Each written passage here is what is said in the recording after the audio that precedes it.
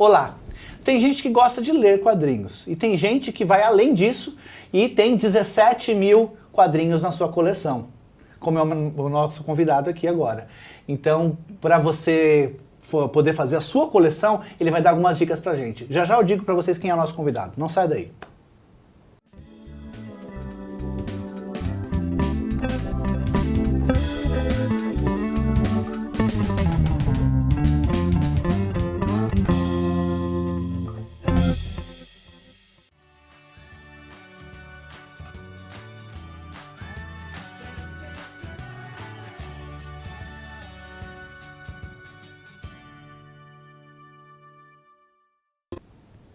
Olá, seja bem-vindo ao Em Contexto, um programa que traz semanalmente entrevistas sobre cultura e entretenimento de literatura, quadrinhos, cinema, TV e cultura pop. E aproveite agora para curtir esse vídeo e assinar nosso canal para receber notificações de novas entrevistas. Eu posso contar com você? Eu estou contando com você, tá bom? O que eu ia falar agora? Lembrei. Eu quero agradecer o pessoal do Estúdio Geek que me mandou essa camiseta aqui bem legal, bem bacana, tá vendo aqui? É do I Am Groot. Muito legal, do Guardiões da Galáxia. Vai sair agora o Guardiões da Galáxia 2, vamos ver como é que vai ficar.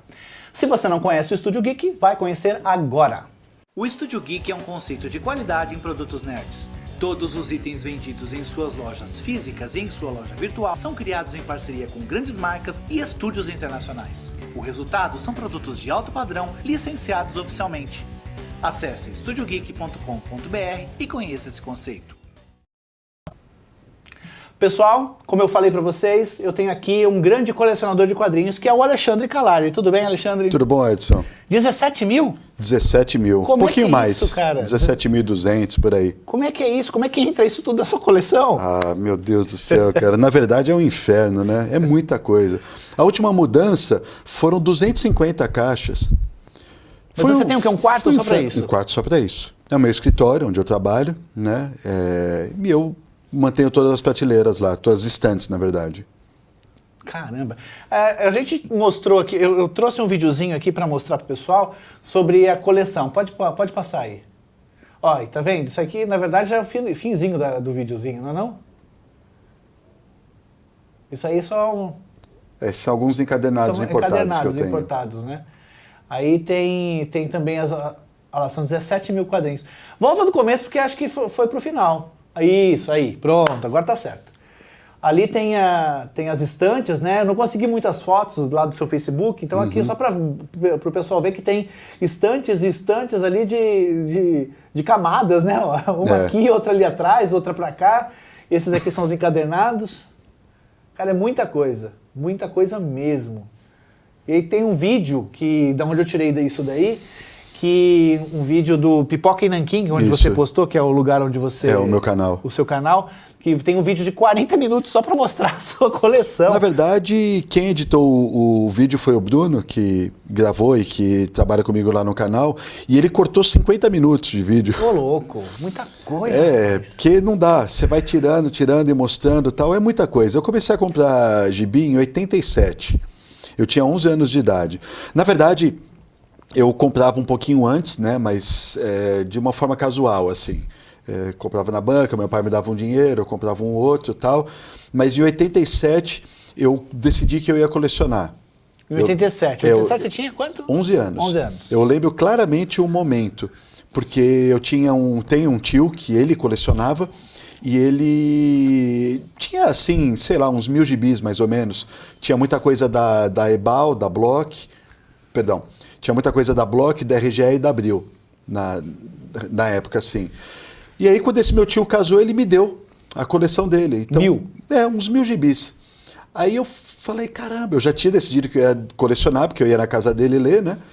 E aí eu falei, caramba, agora eu sou colecionador de verdade, né?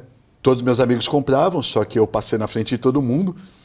E dali pra frente eu nunca mais parei. Com 11 anos você falar pros amigos, olha, de repente ganhei 1000, assim, deve ter sido algo muito gratificante para você, né? Eu dei bastante sorte em vários momentos da vida de ganhar revistas assim.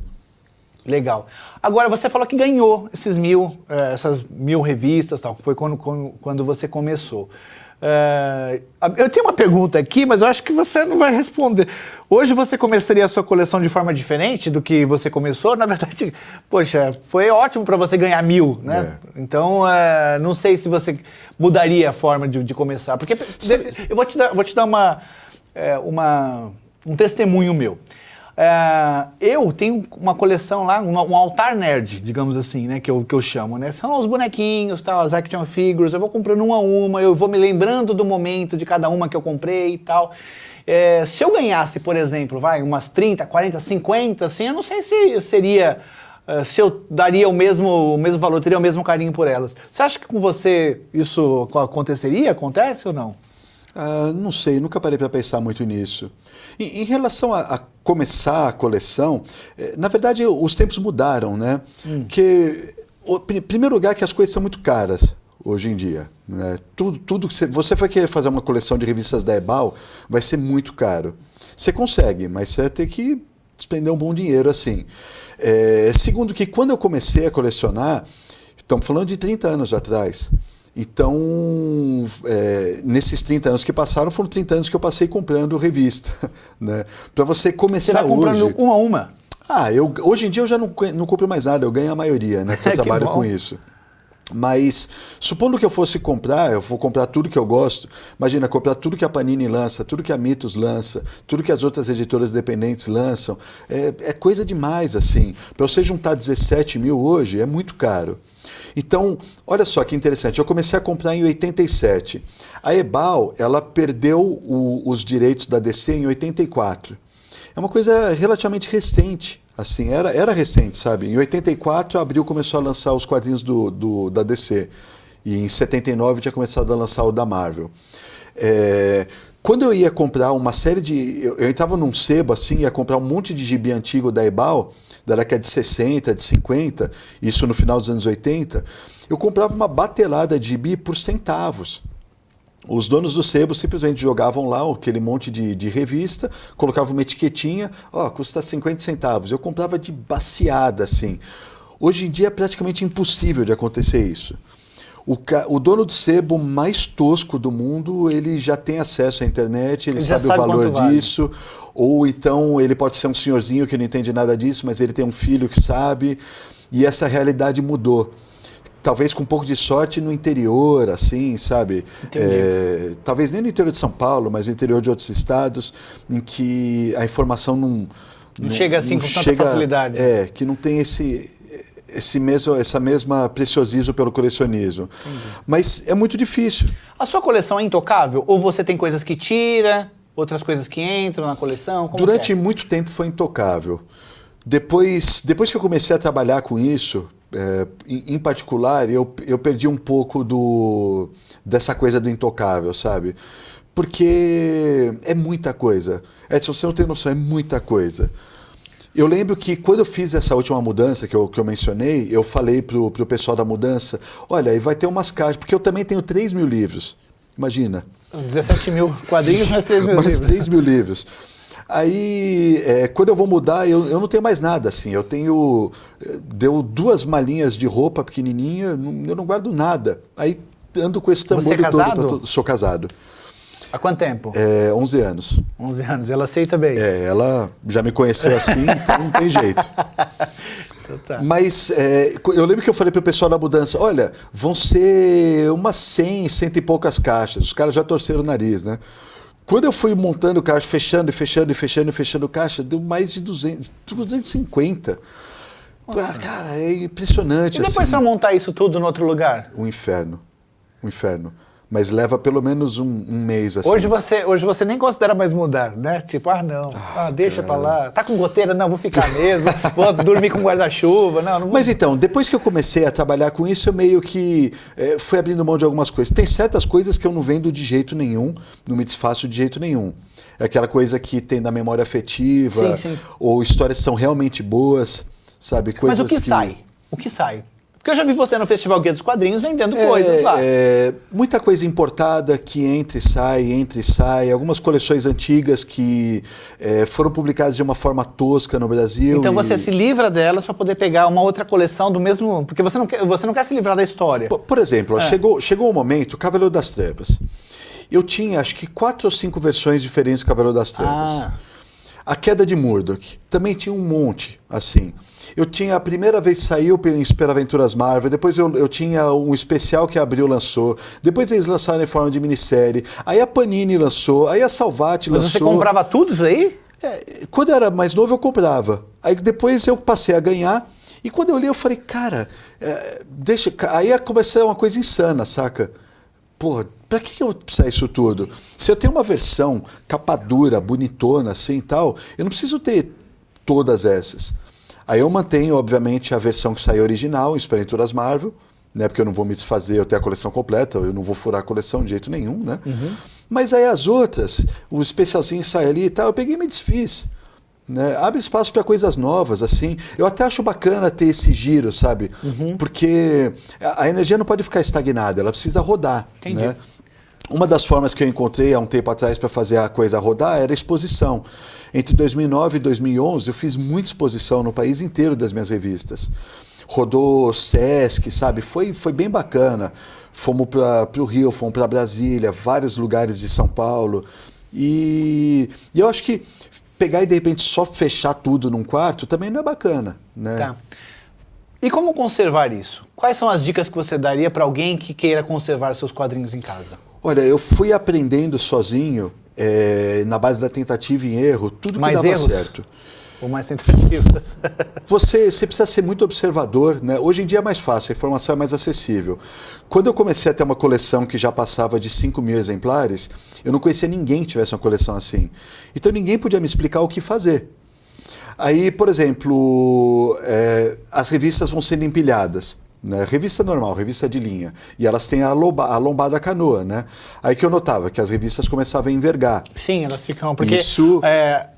na lombada ela fica mais grossa, né? Então, no Exatamente. final das contas, ela fica assim com a curvatura. Então, eu comecei a buscar uma maneira de isso não acontecer. E eu descobri que tem 2 maneiras. Uma, você sempre coloca uma assim e vira uma invertida. Uma assim e uma invertida. Então, você... A gráfica manda assim pra gente quando... Exatamente, né? Exatamente. O que é uma coisa bem lógica, né? Então, essa é uma maneira... E aí, com o tempo, né, elas vão abaixando, elas acabam envergando tudo por igual. Quando chega bem no topo da pilha, aí você pega toda a pilha e desinverte ela. Ela vai parar retinha. É batata, dá certo. Né? Ou então você põe uma assim e vira uma de frente para você, que dá o mesmo efeito. Né? Isso é uma forma de proteger. Aí, a primeira mudança que eu fiz, eu era adolescente ainda, eu morava com meus pais e tal, a gente mudou para uma casa que tinha armário embutido. O tonto aqui pegou todas as coleções mais antigas que não ia mexer e jogou no maleiro. Resultado, tinha cupim o armário. Poxa. Aí, por sorte... Você perdeu? Não perdi porque eu mexia muito na minha coleção naquela época. E logo de cara eu peguei e vi que Heróis da TV 82, tem o Doutor Estranho na capa, eu lembro até hoje, ele até hoje tem um furinho, um pequeno furinho. E eu identifiquei rápido. Aí arranquei aquilo tudo, conversei com, obviamente, chamei uma empresa lá, né, que dedetizou e tudo, tal, blá, blá, blá. E aí conversei com algumas pessoas que me explicaram, por exemplo, que você não pode pôr naftalina. Ele falou, se você pôr naftalina, vai pegar cheiro na sua revista. Então não dá. A naftalina serve exatamente para quê? Ela vai acabar com mofo, vai acabar com traça, algumas coisinhas assim, né? Mas não adianta você colocar ela lá, porque você vai contaminar a sua coleção. Então, você precisa manter aquilo, obviamente, dedetizado e muito higienizado. Pelo menos uma vez por mês, se for um armário fechado, você tem que tirar e higienizar aquilo. E olhar. E é a segunda coisa importante, colocar tudo dentro de plástico. Por quê? Porque traça e cupim, raramente eles atravessam o plástico. Acontece, mas eles não gostam de plástico, eles gostam de papel, um amigo gostam meu, de madeira. Uma vez me mostrou, eu não acreditei, tinha um buraco de cupim no vinil.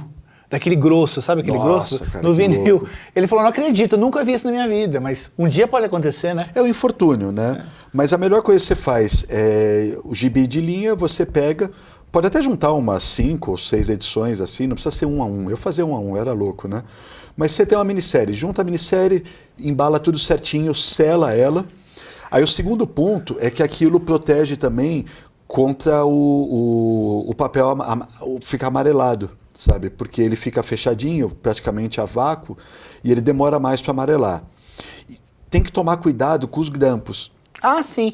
O Klink, acho que você conhece, né? O Klink, o L. Klink Jr., aquele barbudão, né? Ele costuma ir para o Festival Guia dos Quadrinhos e tal. Sim. Então, ele veio dar uma entrevista aqui também, inclusive em casa. Se você quiser saber como conservar livros e quadrinhos, é só clicar aqui embaixo que tem um link que vai direto para a entrevista dele que ele deu aqui para o Em Contexto, tá bom? Então, 2 coisas que ele falou. Uma, se possível, isso serve para livro também. Se possível, sei lá, você está passando pela estante, pega uma assim, dá uma folhada, só uma folhada, porque aquilo ventila. Né, ventila as páginas. E a segunda coisa é sobre os grampos, né, que eu acho que isso você conhece mais do que qualquer um, grampo da lombada canoa, que dependendo do tempo, onde está e tudo, ele enferruja. Principalmente os antigos. Os antigos. Os de hoje, eles são até feitos de material mais inoxidável, né? Esses da Panini, por exemplo, eu nunca vi nenhum enferrujar na minha coleção. Mesmo os do início da Panini, que é uma coisa mais recente. Mas você pega um da Block, um da Ebal, é batata, vai enferrujar, cara. O Klink, ele deu a sugestão seguinte, faz o seguinte, esses que estão enferrujando, faz o seguinte, tira, pega a agulha e linha, né? Pega um fio de nylon e no buraquinho do... Passa o fio de nylon. Você passa o fio de nylon. Eu deixo 100. Você deixa 100? Eu deixo 100 mesmo. Só encaixado? É só encaixadinho. Mas tem que tirar porque aquela ferrugem ela começa a comer o papel. Então isso é um problema. Umidade. Umidade é grave. Se você vive, por exemplo, uma região de praia, você vive, sei lá, no litoral de São Paulo, em Santos, né?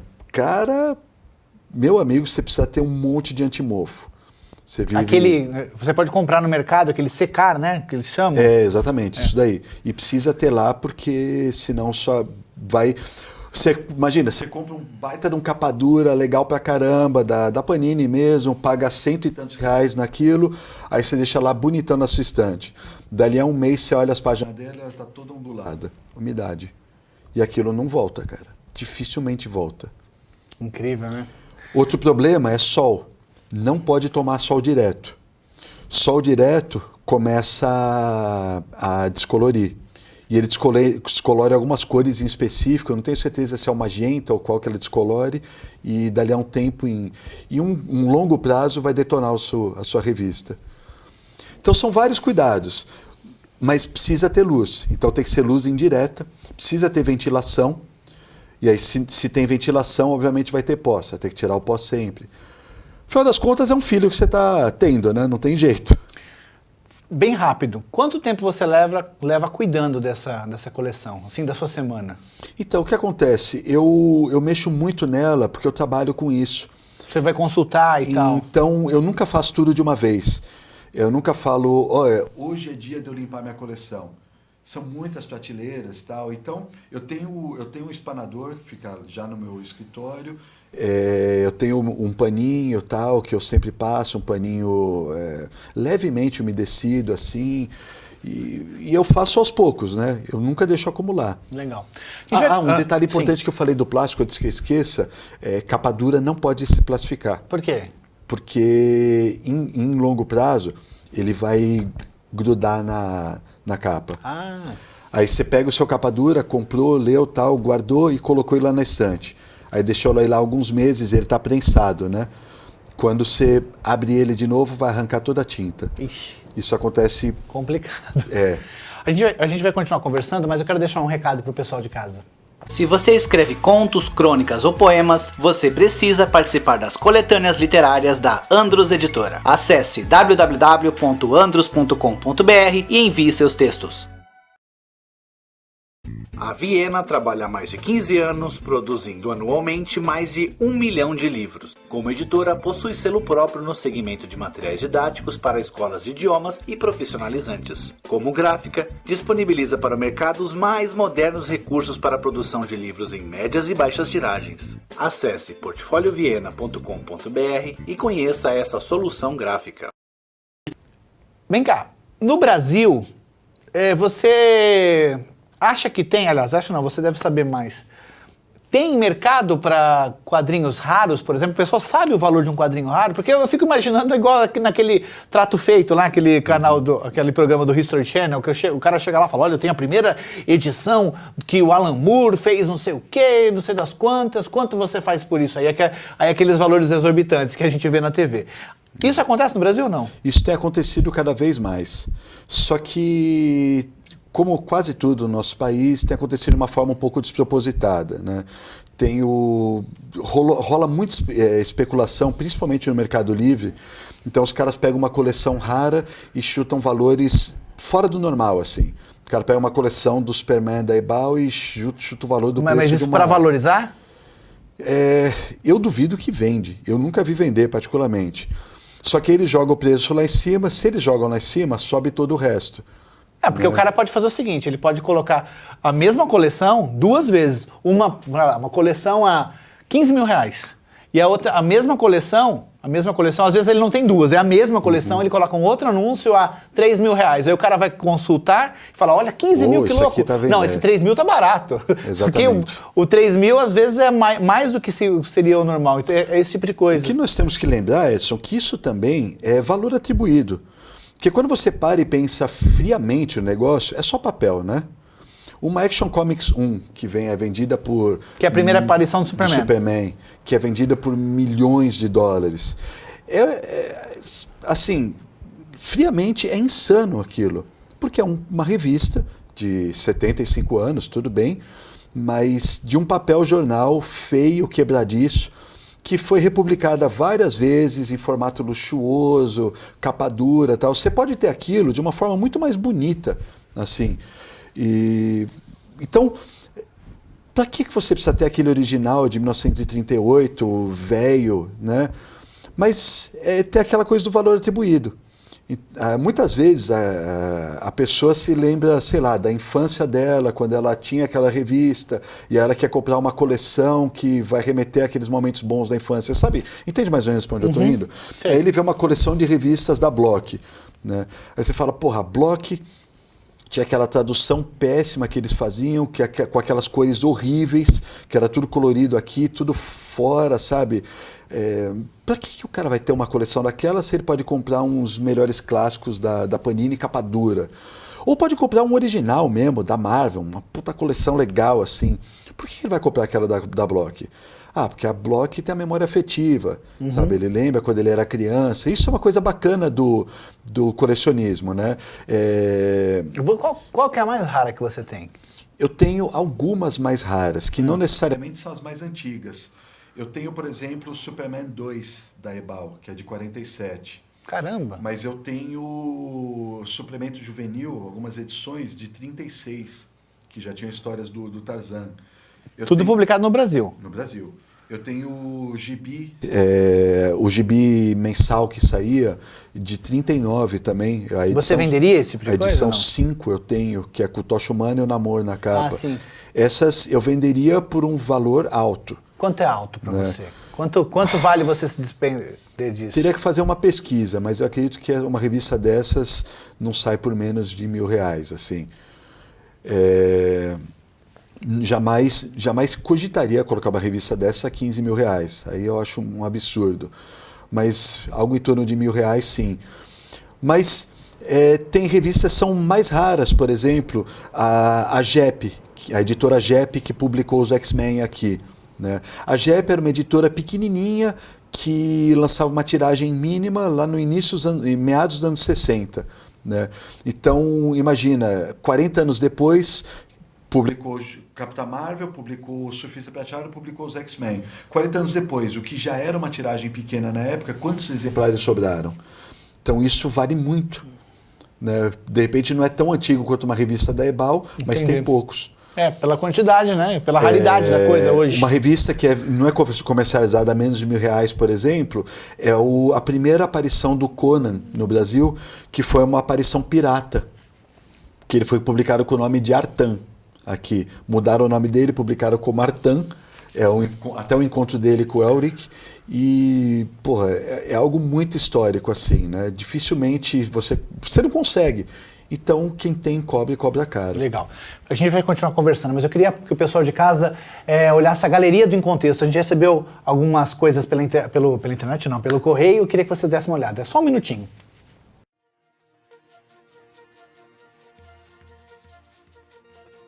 Warcraft, por trás do Portal Negro, é o guia oficial do filme, baseado na maior série de RPG de todos os tempos. O livro traz um olhar especial sobre os bastidores da produção cinematográfica homônima. Escrito por David Wallace, conta a história completa da jornada criativa que trouxe a aventura épica da Blizzard Entertainment para as telonas. Impresso em altíssima qualidade, a edição de colecionador do livro possui 2 capas no formato vira-vira, cada uma dedicada a uma facção. A publicação é do selo Pixel Media do Grupo Ediouro.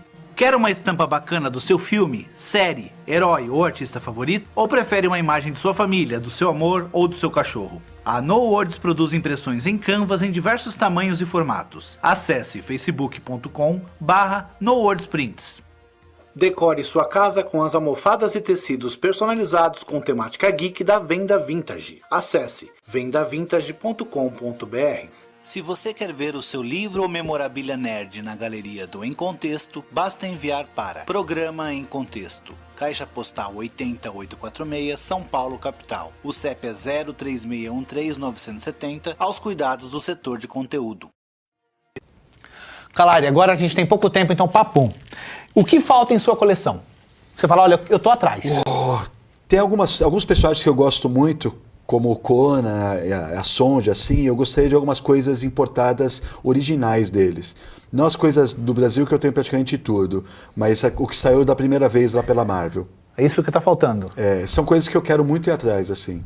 Mas você, nessa coleção de 17.200, na verdade, né, HQs e 3.000 livros, você estava me falando aqui fora do ar que você ganha muito, hoje eu ganho praticamente tudo, né? Como eu sou editor de quadrinhos, eu recebo tudo da Panini e tal. Quantos livros e quadrinhos você recebe por ano, por exemplo? Só pra gente ter uma média. Difícil ter estimativa. Talvez uns 1.000 Mil por ano? Acho que sim. Ô, louco! E dá tempo de ler tudo isso? Não, hoje em dia não dá mais. Aí você tem que selecionar. Infelizmente, foi esse o tempo que eu lia tudo. Tá. E a última perguntinha aqui. Você participa de trocas de HQs com outros colecionadores? Ou então bate-papo com outros colecionadores? Você fala, eu tô com esse daqui e tal. Você tem alguma coisa aí que eu queira e tal? Não, nunca fiz isso. Mas é uma boa ideia. Mas acabei nunca fazendo isso. Você conhece outros colecionadores ou não? Pela internet, muita gente me adicionou assim, pelo Guia dos Quadrinhos e tal. Mas a gente nunca... Conheço alguns, né? Mas a gente nunca entrou nesse de trocar e tal. Tá, uma opinião bem pessoal. O que diferencia alguém que compra quadrinhos e livros de uma pessoa que coleciona quadrinhos e livros? Quem só compra e só está interessado na leitura é uma coisa descartável, né? Você só quer conhecer o material, você pode ler como scan, você pode comprar um e-book, não faz diferença para você. O colecionador, ele quer ter. O colecionador, ele se importa com a lombada, ele se importa com a apresentação do produto. Ele tem alguns preciosismos assim que só quem coleciona mesmo vai conseguir compreender. Legal. Bom, você, além de ser editor de quadrinhos, você é tradutor também e também autor de livros. Eu fiz aqui um videozinho para mostrar para o pessoal algumas das suas publicações. Pode soltar aqui, Ivo. Vamos lá. Como autor, você, o Bruno e o Daniel, né, lá do Pipoca e Nanquim, vocês lançaram os quadrinhos do cinema, que é o volume 1, o volume 2 e depois também saiu o volume 3. Sim, perfeito. Então vai sair o 4, 5, 6, conforme for saindo os filmes, né? Não, na verdade essa coleção ficou congelada agora, infelizmente. Tá. Mas Foi uma coisa bem bacana que a gente fez. E esse aqui é pessoal, é o Apocalipse Zumbi 1. É o Apocalipse Zumbi 1 e o 2. O 3 está previsto para sair na Bienal agora. Bienal que fecha a trilogia. Certo. Como tradutor, aí eu peguei alguns aqui, eu entrei lá no site da Livraria Cultura. Você é bem eclético como tradutor, ó. O do Sim. Batman ali. Eu tenho mais de 30 livros traduzidos. Esse aqui da Branca de Neve, contos Esse originais. tem um conto meu também. Ah, é? Que metade do livro é um conto meu, que eu narro a história dela. Essa foi uma das últimas, eu lembro desse aqui. Foi um projeto pessoal que eu fiz traduzindo os contos do Conan que eram inéditos aqui ainda. E esse aqui, ó. É sensacional esse livro. Gostei muito, Os Senhores dos Dinossauros. Esse aqui do Osamu Tezuka, cara. A biografia dele.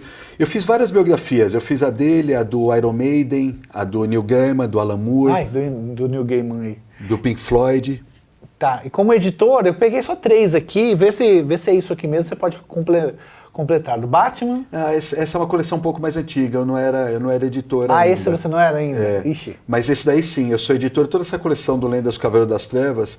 Eu sou editor da revista mensal do Batman, esse sim, A Sombra do Batman, né, também. Liga da Justiça também? Liga da Justiça, a LJA, que está nas bancas agora, a Arlequina. Eu coloquei lá o seu Facebook, caso alguém queira falar com você. Legal, só me adicionar lá. Então tá bom. Ó, pra finalizar, vocês acham que esse cara aqui, ele é tímido ou coisa parecida? Olha bem pra cara dele. Esse cara aqui teve a cara de pau de ir lá em Londres e bater na porta do Alan Moore, gente. Sabe o que é isso? O cara conversou com o Alan Moore, tomou chá com o Alan Moore. Ele não vai falar nada aqui agora porque a gente não tem tempo, mas eu vou colocar aqui embaixo o link do vídeo que ele fez pro Pipoca e Nanquim, onde ele conta essa experiência. E aí eu gostei bastante disso. Legal. Eu acho que eu já falei umas 3 ou 4 vezes aqui em vários programas, com o Maurício Muniz, com o André Morelli, a gente sempre falou desse seu encontro. Então o pessoal pode assistir lá no Pipoca e Nanquim. Bacana. Obrigado pela sua presença, gostei bastante.